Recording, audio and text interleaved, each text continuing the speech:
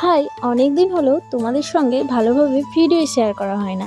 তাই এখন আমি ভেবেছি সারাদিন যা করি যেটুকুনি পারি তোমাদের সঙ্গে ভালোভাবে ভিডিও শেয়ার করব। এটা জানো তো প্রতিবার ভেবে থাকি, কিন্তু এবারে আমি কাজে করে দেখাবো। তো চলো, এখন আমি আছি বাপের বাড়িতে, আর ঘুম থেকে উঠেছি দেখো 8:30-9টার সময়। আর উঠেই জানালা দিয়ে দেখি সূর্যি মামা তো আজকে দেখাই নেই।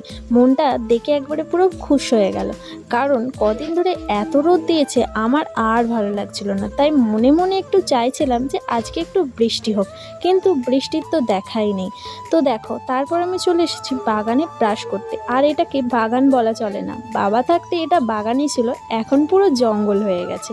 তো ব্রাশ করতে করতে পুকুরটাও একটু দেখে নিচ্ছি যে পুকুরটার কি অবস্থা। আর মনে মনে ভাবছি এই পুকুরটায় একসময় কতই না চান করেছি, আর চান করা নিয়ে মায়ের কাছে কি মারটাই না মার খেয়েছি। চলো এসব কথা বাদ দাও, একদিন তোমাদের আমার পুকুরে চান করা নিয়ে একটা গল্প শোনাবো। এখন দেখো মা এদিকে রান্না করছে মাটন, আর আমি গন্ধে গন্ধে দেখতে চলে এসেছি যে তুমি কি রান্না করছো। আর এখানে দেখো আমার পুচকে বাবাটা খেলা করছে।